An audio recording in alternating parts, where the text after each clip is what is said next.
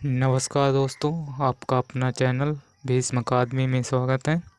जैसे कि दोस्तों हम हिंदी साहित्य को विस्तृत में पढ़ रहे हैं और हम कहानी विधा को विस्तृत में पढ़ चुके हैं। इससे पहले उपन्यास, नाटक आदि विधाओं को भी हम विस्तृत में पढ़ चुके हैं और हिंदी साहित्य में लेखन परंपरा और आदिकाल, भक्तिकाल, रीतकाल और आधुनिक काल में द्विवेदी युग, भारतेंदु युग, छायावाद, ये सभी टॉपिक को हम पढ़ चुके हैं।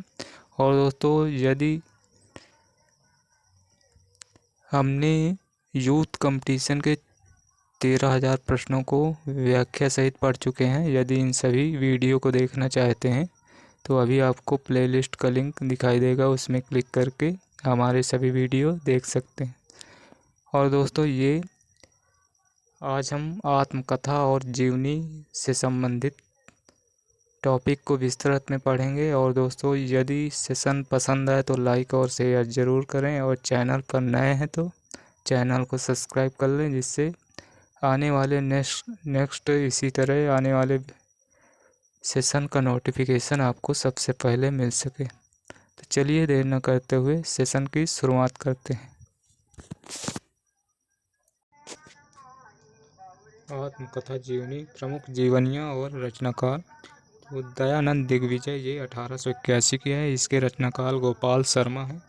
और बापू ये 1940 की है, ये इसके रचनाकार घनश्याम दास बिडला है। और उत्तर योगी ये श्री अरविंद की है। सॉरी दोस्तों, उत्तर योगी श्री अरविंद, इसके रचनाकार बापू ये घनश्याम दास बिडला की है। और उत्तर योगी श्री अरविंद ये इसके रचनाकार शिव प्रसाद सिंह हैं। और चैतन्य महाप्रभु इसके रचनाकार अमृतलाल नागर हैं। तो दयानंद दिग्विजय के रचनाकार गोपाल शर्मा, बापू के घनश्याम दास बिडला और उत्तर योगी श्री अरविंद इसके रचनाकार शिव प्रसाद सिंह हैं। चैतन्य महाप्रभु के रचनाकार अमृतलाल नागर हैं, लाल नागर की है। और मानव पुत्र ईसा जीवन और दर्शन ये डॉक्टर रघुवंश की है। मानव पुत्र ईसा जीवन और दर्शन ये रघुवंश की है। जयप्रकाश नारायण ये 1951 ईस्वी में ये रामरस वेनी की रचना है। और प्रेमचंद घर में है ये 1944। ये प्रेमचंद की जीवनी, शिवरानी देवी इसकी रचनाकार है। और ये शिवरानी देवी प्रेमचंद की पत्नी है। और कलम का सिपाही 1962 ईस्वी की है। और इसकी रचना अमृत राय ने की है। और कलम का मजदूर ये 1964 ईस्वी के है, इसके रचनाकार मदन गोपाल हैं। और निराला की साहित्य साधना ये 3 खंड में है। पहले खंड का प्रकाशन 1969, दूसरे का 72, तीसरे का 77 रामविलास शर्मा की रचना है। और आवारा मसीहा ये 1974 ईस्वी की है, आवारा मसीहा, और ये विष्णु प्रभाकर की रचना है। और सुमित्रा नंदन पंत की जीवन और साहित्य ये शांति जोशी की है, 2 खंड में है, 1970 1977। दिनकर एक सहज पुरुष ये शिवसागर सिंह की रचना है और 1981 की है। और अग्निशेत 1976 की है, विष्णुचंद शर्मा की। जिन्होंने जीना जाना ये जगदीश माथुर के जिन्होंने जीना जाना ये जगदीश माथुर की रचना है।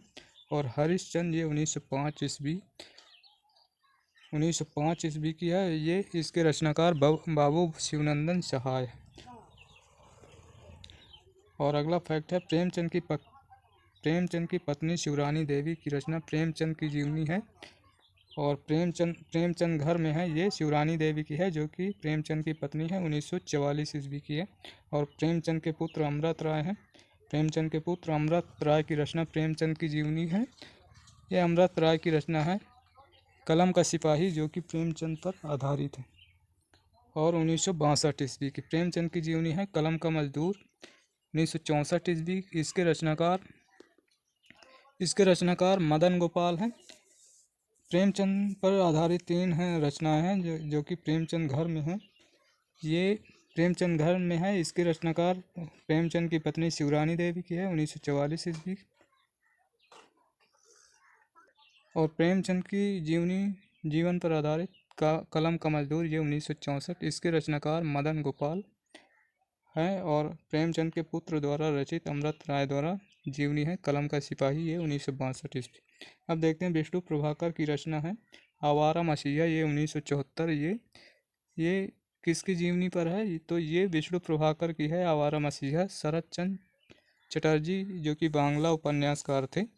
और अगला फैक्ट है जिन्होंने जीना जाना, ये 1971 का है। जिन्होंने जीना जाना, ये 1971 का है। और इसमें 7 साहित्यकारों, 2 राजनेताओं, एक विचारक, एक कलाकार और एक अभिनेत्री का चरित्र लेख प्रस्तुत किया गया है। और इसके रचनाकार हैं जगदीश माथुर। भारतेंदु कृत जीवनियाँ किन ग्रंथों में संकलित हैं? तो चरितावली, बादशाह दर्पण, उदय पुरोदय और बूंदी का राजवंश नामक ग्रंथों में संकलित है। चरितावली, बादशाह दर्पण, उदय पुरोदय और बूंदी का राजवंश नामक ग्रंथों में संकलित है। और अगला फैक्ट है आधुनिक युग में जीवनी साहित्य का आरंभ किस युग से होता है? तो आधुनिक युग में जीवनी साहित्य का आरंभ भारतेंदु युग से है। भारतेंदु युग से शुरुआत हुई है।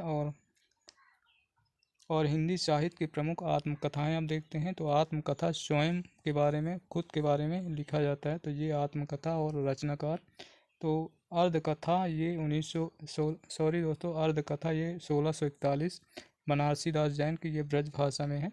और जीवन चरित्र, अर्धकथा ये बनारसी दास जैन की है। जीवन चरित्र ये स्वामी दयानंद सरस्वती की। और मेरी आत्मकहानी ये 1941 की है, श्याम सुंदर दास की। अर्धकथा बनारसी दास जैन की है। जीवन चरित्र स्वामी दयानंद सरस्वती की। मेरी आत्मकहानी ये 1941 की, श्याम सुंदर दास की है। और मेरी जीवन यात्रा 1946 की है, ये राहुल सांकृत्यायन की है। मेरी जीवन यात्रा राहुल सांकृत्यायन की है। आत्मकथा 1947, ये राजेंद्र प्रसाद की है। और मेरा जीवन प्रवाह ये वियोगी हर की है, वियोगी हर की। और आत्मनिरीक्षण 3 खंडों में है, ये सेठ गोविंद दास की है। और अपनी खबर 1960 की है, ये पांडे वेचन शर्मा उग्र की है। मेरी जीवन यात्रा ये राहुल सांकृत्यायन की। आत्मकथा राजेंद्र प्रसाद की। मेरा जीवन प्रवाह ये वियोगी हर की है। और आत्मनिरीक्षण 3 खंडों में है, ये सेठ गोविंद दास की है। और अपनी खबर 1960 ये पांडे बेचन शर्मा उग्र की है। और मेरी आत्मकहानी ये चतुरसेन शास्त्री की। और अगला क्या भूलूं क्या याद करूं 1961 हरिवंश राय बच्चन की है। नीट का निर्माण फिर, ये 1970 हरिवंश राय बच्चन। बसेरे से दूर 1978, ये भी हरिवंश राय बच्चन की है। 10 द्वार से सोपान तक 1984, ये हरिवंश राय बच्चन की है। और ये 4 खंडों में। यौवन के द्वार पर ये 1970 डॉक्टर देवराज उपाध्याय की है। अपनी कहानी ये 1970 वृंदावन लाल वर्मा की है। और मेरी फिल्मी आत्मकथा ये बलराज साहनी की है। मेरी फिल्मी आत्मकथा ये बलराज साहनी की है। और घर की बात 1983 ईस्वी, घर की बात 1983 ईस्वी, ये डॉक्टर रामविलास शर्मा की है। और मेरा जीवन 1984, ये शिवपूजन सहाय की। और मेरा सात जन्म ये आत्मकथा 3 खंडों में है। और ये हंसराज रहबर की है। मेरा 7 जन्म 3 खंडों में है, हंसराज रहबर की। और तप्ती पगडंडियों पर पदयात्रा, तप्ती पगडंडियों पर पदयात्रा ये कन्हैयालाल मिश्र प्रभाकर की है। और आत्म परिचय 1988 की रचना है, ये रेणु की है। फणीश्वरनाथ रेणु। टुकड़े टुकड़े दास्तान, ये अमृतलाल नागर की है। और अर्धकथा 1988 ईस्वी की, ये डॉक्टर नगेन की है। सहचर है समय 1991 की है। 1991 ये रामदरस मिश्र की है। सहचर है समय 1991 रामदरस मिश्र की है। रसीदी टिकट 1971, ये अमृता प्रीतम की है। और लखनऊ मेरा लखनऊ, ये मनोहर श्याम जोशी की रचना है। कस्तूरी कुंडल बसे ये मैत्रेयी पुस्तक की है। और 17 ये अनीता राकेश की है। और कूचा ए कातिल ये रामलाल का है। तो ये सभी आत्मकथाएं। और हिंदी की प्राचीनतम आत्मकथा बनारसी दास जैन कृत अर्धकथा है। और ये 1641 ईस्वी की।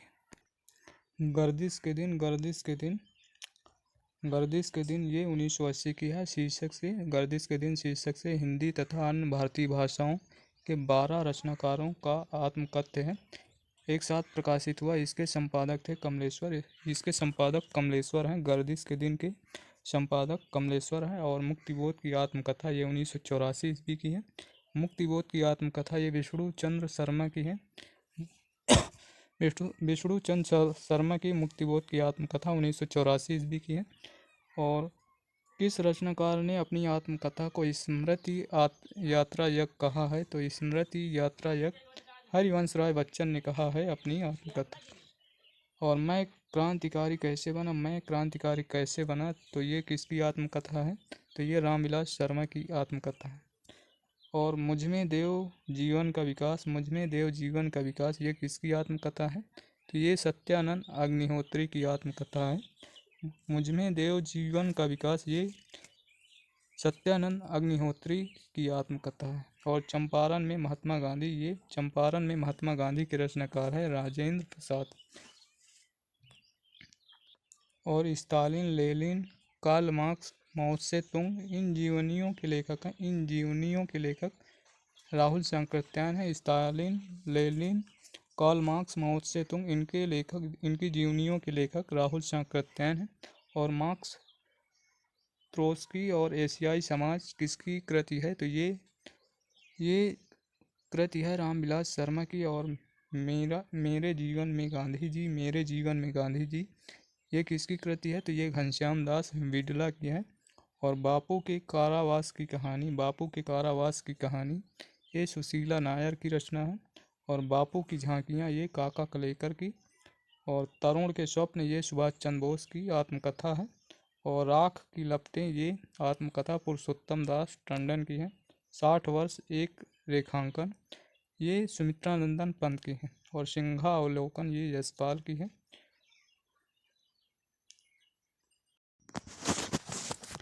जैसे कि दोस्तों हमने आत्मकथा और जीवनी को विस्तृत में पढ़ चुके हैं। इसके बाद हम नेक्स्ट टॉपिक यात्रा साहित्य और रिपोर्टाज को विस्तृत में पढ़ेंगे। तो आज हम क्लास को यहीं समाप्त करेंगे।